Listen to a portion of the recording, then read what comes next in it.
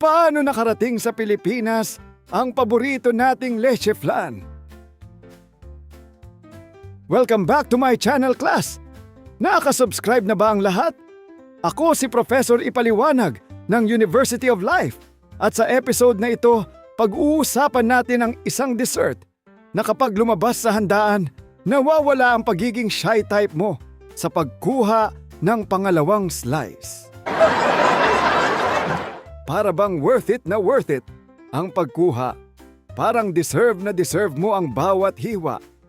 Ang leche flan. Pero class, saan nga ba galing ang leche flan at bakit ito ang hari ng mga panghimahgas sa Pilipinas? Alamin dito sa The Taglish Explainer. Ang topic na ito ay mula kay Monique, 47. Salamat sa suggestion mo. At sa mga Pinoy dyan sa England, kumusta kayo? Ang pinagmulan nito ay sa Spain, kung saan may dessert na tinatawag na flan. Isang custard na gawa sa itlog, gatas, at asukal. Simple, elegant, parang taong hindi maingay pero may substance. Noong ika-16 na siglo, dumating ang mga Espanyol sa Pilipinas. Dala ang kanilang kultura, relihiyon, at syempre, pagkain. Kasama doon ang flan. Pero class, alam naman natin tayong mga Pilipino. Hindi tayo basta tumatanggap, creative tayo, at gusto natin palagi na mayroon tayong different take. Doon nagsimula ang transformation ng dessert. Ang original na flan ay gumagamit ng cow's milk. Pero sa Pilipinas, Carabao's milk ang bida. Mas creamy, mas rich, mas pang-holiday ang atake. At hindi pa tayo nakontento. Dinagdagan pa natin ng condensed milk, evaporated milk, mas maraming egg yolks. Resulta, mas malinamnam, mas makrema, at mas nakaka-addict. Parang relasyon na alam mong bawal, pero go pa rin. Uy, joke lang. Bad yun, ha? Ngayon, class, himayin natin. Dalawa lang ang pangunahing bahagi ng leche flan. Pero parehong may personality. Una, caramel. Asukal na tinutunaw hanggang maging golden brown. Medyo mapait, medyo matamis. Parang buhay, hindi puro sarap, pero sweet pa rin naman. Pangalawa, custard. Egg yolks, milk, sugar, vanilla. Ito ang nagbibigay ng smooth velvety texture. Pero ang sikreto, hindi siya basta niluluto. Niluluto siya sa water bath o bain-marie. Ibig sabihin, dahan-dahan ang init. Steady lang. Parang healthy relationship.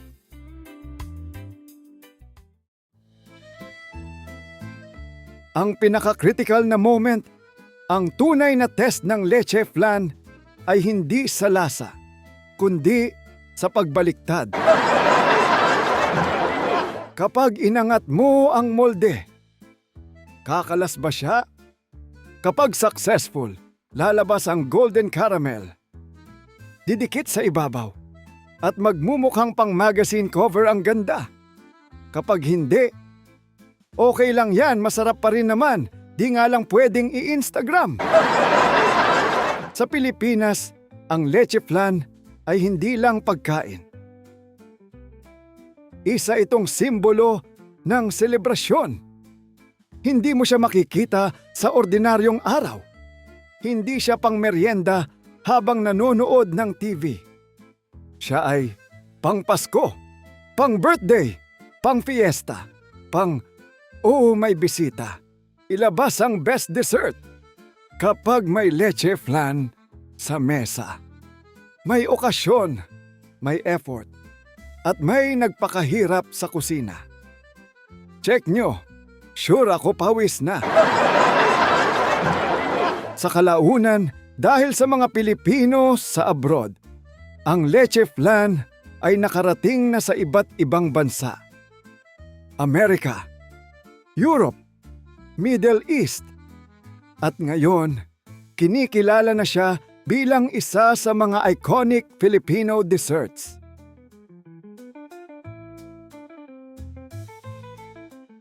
May mga bagong versions na rin. Ube leche flan, pandan leche flan cake, at kahit leche flan ice cream. Oo, class! Naabot na natin ang level na pwede na siyang i-freeze at i-blend.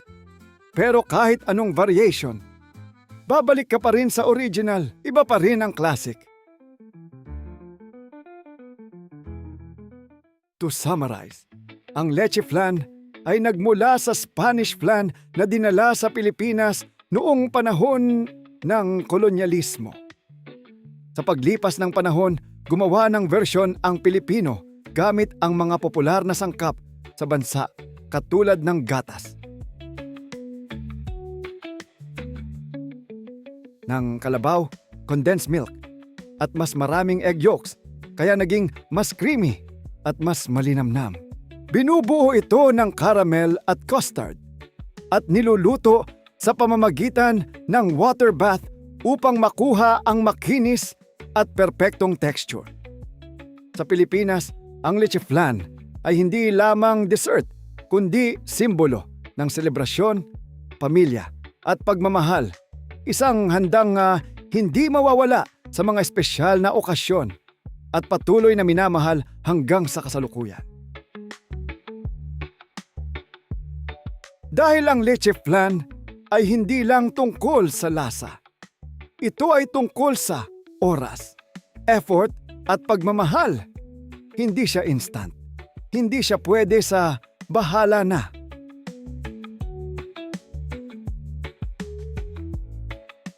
Ako si Professor Ipaliwanag ng University of Life at tandaan ninyo, class, hindi lahat ng matamis, madali gawin.